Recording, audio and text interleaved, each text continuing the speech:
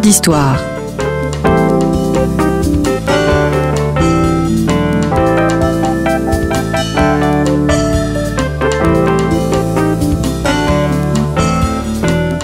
On retrouve Christophe Dickès. Chers auditeurs, bonjour à toutes et à tous. Vous êtes sur Storia Voce et vous y êtes bien. François Audessec, bonjour. Bonjour Christophe Dickès. Merci d'être revenu à notre micro. Vivre la Grande Armée, être soldat au temps de Napoléon. C'est le titre de votre ouvrage paru chez CNRS Éditions.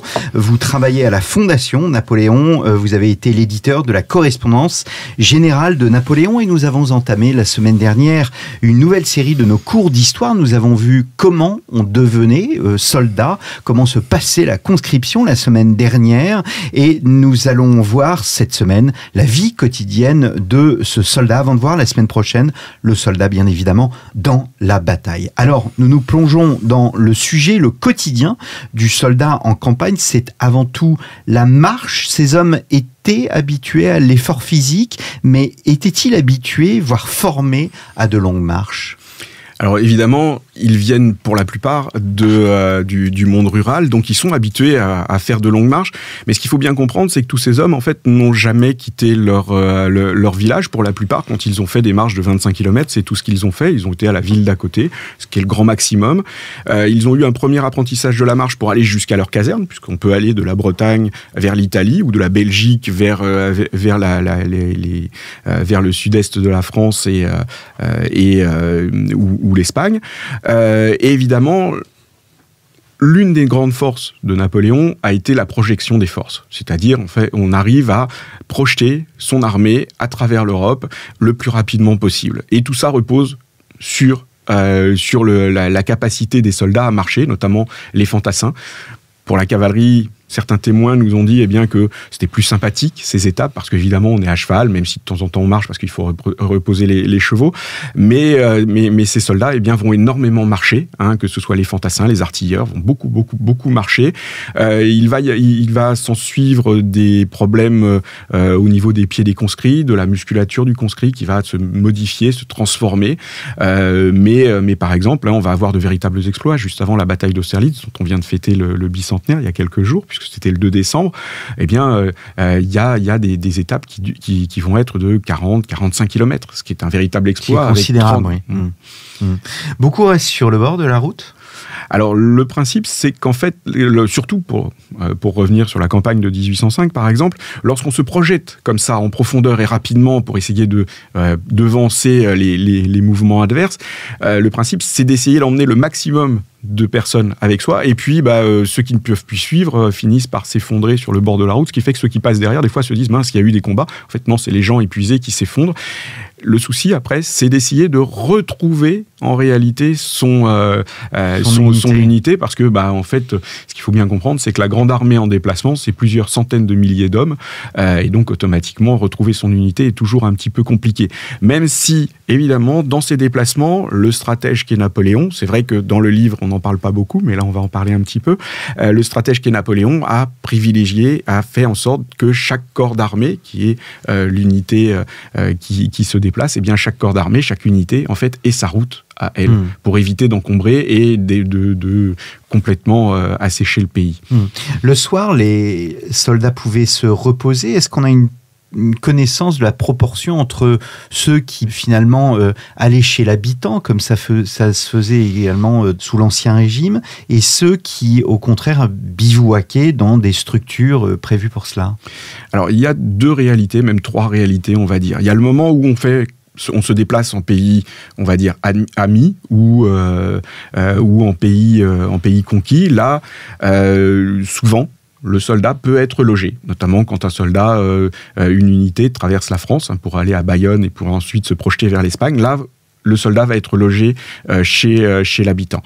Dès qu'il rentre en pays adverse, là, d'un seul coup, il va bivouaquer et toute l'unité bivouaque. Les officiers peuvent loger chez l'habitant, évidemment, vont se trouver des structures en dur, parce que ça, c'est vrai que c'est une réalité des fois qu'on a du mal à comprendre, mais au début du 19e siècle, il y a une véritable différence entre le traitement des soldats et le traitement des officiers. On reste sur une structure extrêmement hiérarchisée, évidemment, qui est l'armée, donc il y a ces différences, mais le bivouac est le quotidien du soldat, notamment lorsqu'il est en campagne. Lorsqu'il séjourne 2-3 jours, il peut se créer ce qu'on appelle un abrivant, qui est un petit campement et surtout un petit abri fait de branchages etc. Mais les 3/4 du temps, le soldat s'endort en fait les pieds dans le feu qu'il a allumé. Est-ce que les soldats dans les villes et villages étaient redoutés par la population? Autrement dit, est-ce qu'ils pillaient? Au contraire, les ordres étaient très stricts à ce sujet? Ça, c'est une question qui est pareil. On se retrouve en fait avec deux réalités. Quand vous êtes sur des pays, on va dire, relativement bien contrôlés, le pillage est contrôlé au maximum. C'est vrai que dès qu'il y a la projection des forces, dès que les opérations sont lancées, l'intendance a parfois du mal à suivre. Il y a des corps dans lesquels ça va être extrêmement serré. L'intendance va suivre et les consignes vont être extrêmement rigoureuses, d'avoue. Voilà. Là, vous avez quelqu'un qui va essayer, qui donne des consignes pour que toutes ces unités soient les plus rigoureuses possibles. C'est pas pour ça qu'elles ne pillent pas. En revanche, vous avez des corps où la discipline est un petit peu plus lâche. Et puis, c'est surtout que dans cette projection des forces, l'intendance, la logistique, a parfois du mal à suivre les unités qui sont les plus en pointe. Et les unités qui sont les plus en pointe peuvent rester des fois quelques jours, 1, 2, 3 jours sans distribution. Donc, ne reste plus que la possibilité de se servir chez l'habitant. Et là, effectivement, il peut y avoir des scènes absolument terribles parce que, les soldats en fait vont se répandre dans les fermes. Et il va y avoir des véritables techniques pour essayer de retrouver ce que les paysans ont pu cacher, etc., etc. Il peut y avoir évidemment aussi des exactions sur les civils. Et encore une fois, en fait, tout dépend du moment, du lieu. Si vous êtes en Espagne, ce qui se passe contre les civils, c'est absolument terrible. Parce que là, en plus, se met en place la vengeance des soldats contre les guérillas et des habitants qui participent parfois aux guérillas ou qui aident les guérillas. Donc, résultat, les soldats vont arriver et en Espagne, il va pouvoir se passer des choses absolument terribles. En Allemagne, c'est un tout petit peu différent, bien que les pillages vont avoir lieu. Mais il y aura aussi, par exemple, des pillages, même sur le territoire national, en 1814. Le château de Madame Mère a complètement été pillé par la garde impériale. Parce que, en fait, tout simplement, nécessité fait loi, et à partir du moment où les soldats n'ont pas à manger, n'ont pas de quoi se couvrir, n'ont pas de quoi faire un feu, ils le prennent là où ils peuvent le trouver, c'est-à-dire chez les civils. Alors, votre livre est bourré de références, de sources, de témoignages, c'est absolument incroyable. Justement, est-ce qu'on voit dans ces sources une sorte de mécontentement par rapport au ravitaillement? Je ne sais pas si on peut parler de train à l'époque, mais est-ce que ressort, de ces documents, un mal-être sur la question du ravitaillement, tant en termes de nourriture, d'alimentation, que en termes de besoin d'uniformes, besoin de bottes de rechange, besoin de fusils de rechange, etc. Alors non, ça ne ressort pas, parce que les témoignages ne s'attardent pas forcément sur ce genre d'éléments, notamment au niveau du soldat. Le soldat, en fait, va juste s'adapter. Il s'adapte au terrain, il va récupérer les choses après la bataille, par exemple quand il lui manque une paire de chaussures, quand il lui manque un pantalon, un shako, etc., ou alors que le sien lui plaît plus, parce qu'il y a aussi une mode, il y a un dandysme militaire, l'uniforme est extrêmement important pour tous ces hommes, donc on va recourir à l'adaptation, essentiellement. Il peut y avoir des mécontentements quand on monte un petit peu dans la hiérarchie, évidemment, de comprendre pourquoi est-ce que ça ne fonctionne pas. Ce qu'il faut quand même rappeler, c'est que même si le soldat, en partie, est laissé à lui-même, dans certains cas, pas tout le temps, loin de là, parce que aussi le problème qu'il y a, c'est que quand il y a des pillages, forcément, la discipline en prend un coup. Oui. C'est beaucoup plus dur de faire régner la discipline dans une unité qui est partie à piller. Il faut bien voir aussi que on a eu plus de 2 millions d'hommes qui sont rentrés dans la Grande Armée, donc il n'y a pas que des gentlemen et des gens très, très, très moraux. Mais la récrimination ne va pas, enfin tout du moins dans les sources qu'on manipule, on peut l'avoir un petit peu sur la solde. Oui, il va y avoir des mouvements des mouvements d'humeur à tel ou tel moment, à tel ou tel endroit en France, notamment quand on est en France. Quand on est projeté à l'extérieur, j'ai pas encore trouvé jusqu'à présent de vrais mouvements de rébellion ou de rejet de tout ça. On s'adapte en fait. La principale chose, c'est qu'on s'adapte. Et bon an, mal an. C'est un monde de la débrouille ou pas ? Alors oui, on le voit surtout dans les moments les plus terribles que sont la campagne de Russie, par exemple. C'est vrai que l'uniforme napoléonien n'est pas forcément fait pour les latitudes, pour le climat russe, et notamment pour l'hiver russe. Et là, va y avoir des systèmes de débrouille. C'est-à-dire que, par exemple, on va trouver des bottes ou des semelles des semelles de chaussures qui vont être complètement renforcées avec des shakos, avec de la laine. On va récupérer des choses pour se créer son propre équipement. Quand on quitte Moscou.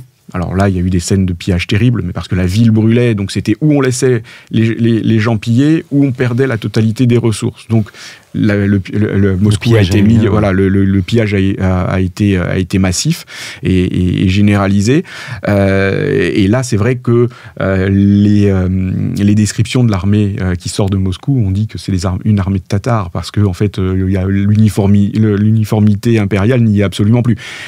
D'ailleurs, il faut aussi revenir quand même sur cette uniformité, sur cette image d'Épinal qu'on voit des centaines de soldats tous avec le même uniforme. Voilà. Alors à chaque fois, on essaye que ce soit visuellement à peu près tous pareils, mais il y a des pantalons qui peuvent varier. Par exemple, en Espagne, on a eu des pantalons de quasiment toutes voilà, qui pouvaient aller du gris au beige et dans une même unité, et exactement pareil.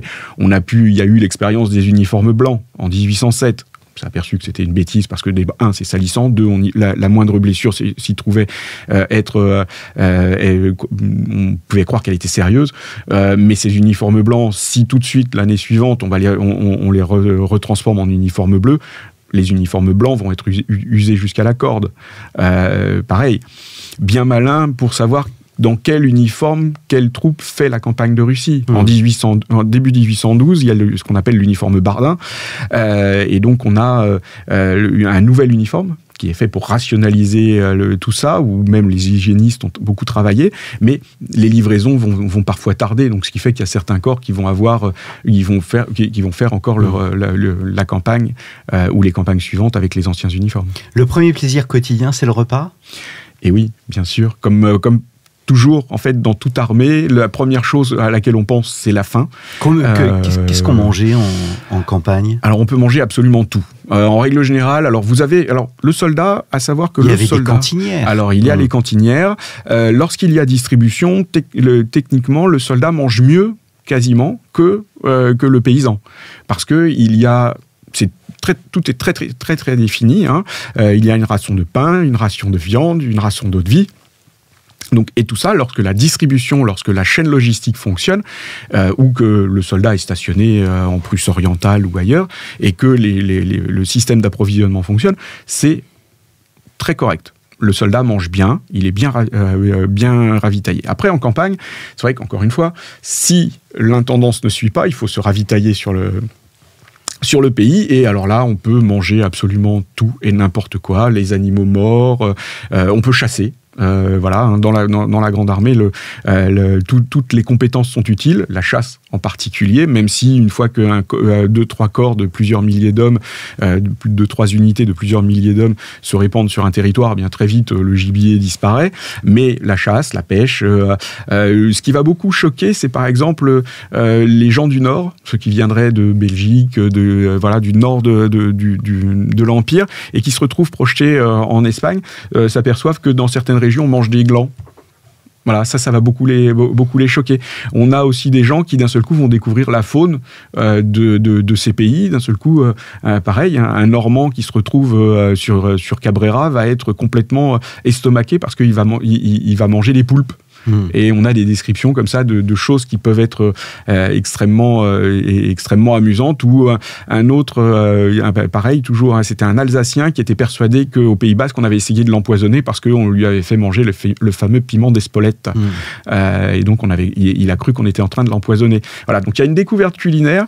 Et c'est un peu comme pour la langue. En fait, il y a véritablement, en fait, la langue de la Grande Armée, c'est le français. Et donc, la Grande Armée va permettre une première uniformisation. On pense que c'est toujours la Première Guerre mondiale, mais il y a une première uniformisation de la langue parce que la langue de l'armée, c'est le français. La langue des ordres, c'est le français. Donc, il y a cette uniformisation. Et puis, c'est pareil, là, on va découvrir, en fait, la gastronomie en faisant la guerre. Alors, étonnamment, en fait, l'approvisionnement en eau était un problème permanent et c'est pour cette raison qu'on buvait plus de vin que d'eau. C'est ça, tout à fait. Le vin, très vite, alors on va se mettre à boire du vin. Il y a tout un discours hygiéniste sur l'alcool, le vin qui se met en place dès le XVIIIe siècle. On dit que voilà, on classe la bière, etc., etc. Ce qu'il faut, c'est couper l'eau.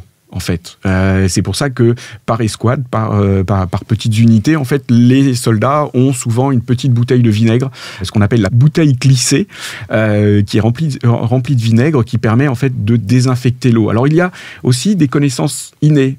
On ne sait pas pourquoi l'eau peut être mauvaise, parce qu'elle entraîne des dysenteries, etc., qui est probablement l'une des plus grandes maladies de l'armée, toujours. Mais on va savoir que, par exemple, faire bouillir un morceau de charbon dans de l'eau croupie, bien d'un seul coup, l'eau est buvable. On fait bouillir l'eau, on mange beaucoup de potage, beaucoup d'espèces de potées avec beaucoup de pain, en règle générale, avec des légumineuses, avec la viande qu'on met dedans, parce que c'est ce qui est le plus nourrissant, finalement. Et tout ça, on le fait bouillir beaucoup, pour justement, parce qu'on sait de manière un peu empirique que faire bouillir l'eau, ça la nettoie. Alors, au-delà du repas qui est en soi un plaisir, une joie, il y a aussi les jeux, ils sont très présents dans le monde militaire. Oui, alors ça c'est aussi... Alors ça va être à la fois... Le jeu est très présent, jeu de cartes, jeu de dés, etc. Mais c'est aussi une déviance. Parce que la morale réprouve un peu le jeu, parce que tout simplement, il y en a qui vont s'y adonner beaucoup. Mais c'est aussi un passe-temps qui permet aux soldats de se délasser, tout simplement. Et le soldat n'est pas économe, de manière générale. Et un des témoins dit même que pourquoi économiser les gens qui trouveraient de l'argent sur mon cadavre se moqueraient bien de nous. Donc on dépense sa paye. Et voilà, on la dépense, effectivement, on vient de parler du vin, chez la cantinière, très souvent, le jeu, le tabac aussi, qui est une chose extrêmement importante pour le soldat. Voilà, ce sont les plaisirs simples du soldat. Ce qu'il faut, en fait, c'est profiter. En fait, leur principe de base, c'est ça. Il faut profiter de la vie parce qu'on ne sait jamais de quoi sera fait le lendemain. Il est bien nourri, vous le disiez tout à l'heure. Est-ce qu'il est bien payé ? Non. Alors là, c'est par contre, évidemment, tout ça est très très mal payé. En plus, c'est souvent la paye arrive en retard. C'est quelques centimes qui restent. Pour donner une idée, alors donner des chiffres est toujours compliqué, mais pour donner une idée, la paye d'un soldat, c'est un paquet de tabac pour un mois. Oui, effectivement. Donc c'est très très peu. Et évidemment, ça nourrit. Ceux qui peuvent avoir un petit revenu à côté, ça arrive. On a dans la correspondance, parce que c'est vrai que j'ai beaucoup utilisé les témoins, mais la correspondance est extrêmement importante. Ces soldats ont beaucoup écrit ou fait écrit, parce qu'ils pouvaient dicter à leurs collègues. Et on voit par exemple des soldats qui ont un petit pécule de terre. Et qui se font envoyer quelques menus monnaies pour mieux vivre, en fait, pour améliorer l'ordinaire. Les femmes représentent combien de pourcents de l'effectif ? On a une idée ? Alors, techniquement, il n'y a pas de femmes dans l'armée, sauf les vivandières et les cantinières qui sont bien spécifiquement... Les vivandières ?